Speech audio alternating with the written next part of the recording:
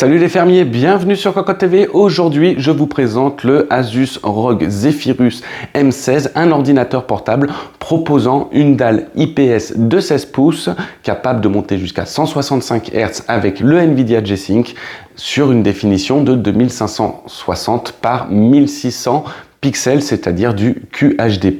Qui dit G-Sync compatible dit une carte graphique GeForce, Nvidia, RTX, on est sur une 3070 Ti, une carte graphique proposant 5888 CUDA, 96 ROPS et 198 Tensor Core.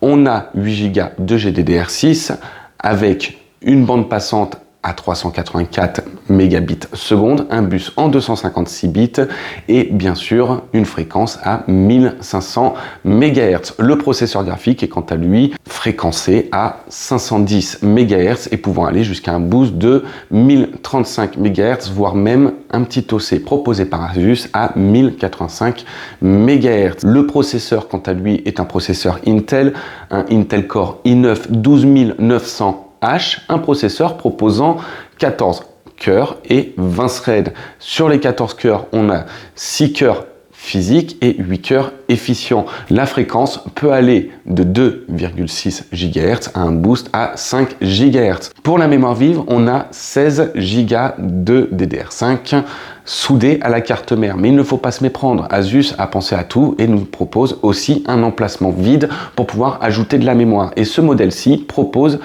avec l'intégration d'une deuxième barrette, non soudée cette fois-ci, de 16 Go. Donc on a 32 Go en tout et on va pouvoir monter avec cette carte mère jusqu'à 48 Go de mémoire vive. Le stockage est assuré par un NVMe en 1 Tera avec des performances plutôt bonnes puisqu'on est sur du Gen 4. Enfin, la batterie est de 90 Wh et va proposer des performances plutôt excellentes. Mais ça, on va en reparler dans le test écrit qui arrive dans pas longtemps. En attendant, on laisse place à la présentation de ce Zephyrus M16 qui se retrouve dans les alentours de 3000 €. Pour commencer ce petit tour d'horizon, on va faire tout simplement la description du capot. Donc ça va être rapide. On a un capot dans son ensemble noir mat avec un plastique mat assez glissant qui attrape un petit peu les traces de doigts. On a plein de petits trous ici sur une partie du capot avec à l'intérieur un reflet argenté et un effet chromatique laissant apparaître quelques arcs-en-ciel, mais ça reste très discret et très classe. Sur la partie basse à gauche, on retrouve le logo Republic of Gamer. Pour la partie du dessous, on retrouve bien sûr les events pour la ventilation. On retrouve 2 ventilateurs et à l'intérieur, il y aura multitude de caloducs. Vous retrouverez ça sur le test écrit. J'ai démonté l'ordinateur et donc du coup, on va pouvoir voir un peu mieux à l'intérieur de la bête. En bref, ça reprend toujours les mêmes plastiques et on a des patins antidérapants, mais aussi qui vont être assez séparés du bas au niveau du bureau et donc du coup laisser un petit peu respirer l'ordinateur. Sur le dessus, on a 2 events ici avec des diagonales pour pouvoir laisser respirer. On en retrouve aussi sur les côtés et on a 3 LED d'état sur le dessus ici qui redéborde sur la partie du carénage à l'intérieur et on va pouvoir avoir les informations disque dur, power, etc. et alimentation bien sûr. On retrouve pour le démontage très simple, donc j'y suis. On a des petites vis cruciformes et 3 petits caoutchoucs à enlever avec des vis en dessous. Et ce sera tout. Le reste du carénage est un petit peu clipsé, mais c'est assez facile à déclipser. Donc vraiment un démontage pour pouvoir changer le disque dur, pour pouvoir changer la RAM. Et bah du coup, ce sera extrêmement simple et sans aucune pastille de garantie. En ce qui concerne la connectique, on est sur une connectique qui est plutôt riche. On a une prise casque pour le casque, 2 prises USB en type C, une prise en type A, un RJ45, un HDMI et bien sûr la prise secteur. De l'autre côté, on a aussi de la connectique avec justement un lecteur de micro SD, un USB en type A et bien sûr la prise anti-vol.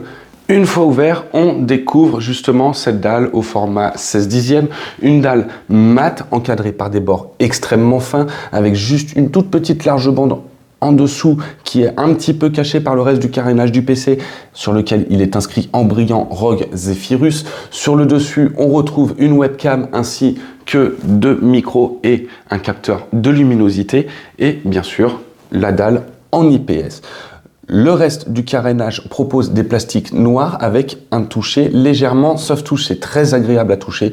Le pad est lisse, grand. Et bien sûr, vous pouvez voir le clavier en rétro-éclairé avec 4 macros paramétrables dans le logiciel Armoury Craft et bien sûr des raccourcis avec les fonctions.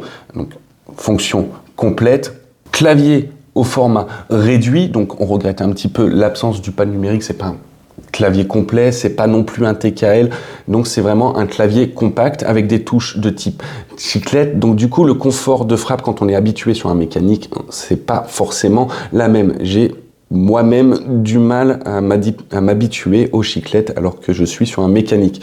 J'utilisais beaucoup de chiclettes avant, mais l'habitude est repartie très vite.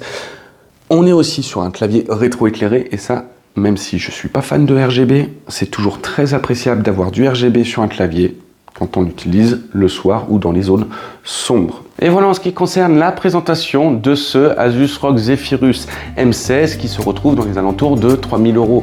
Pour rappel, les caractéristiques techniques, on est sur une dalle IPS de 16 pouces avec un Intel Core i9 12900H, une RTX 3070 Ti et aussi 32 Go de DDR5 ainsi que 1 Tera de stockage en NVMe. Alors, l'ordinateur en lui-même est excellent, il propose de très bonnes finitions et aussi de très bonnes performances grâce à son hardware.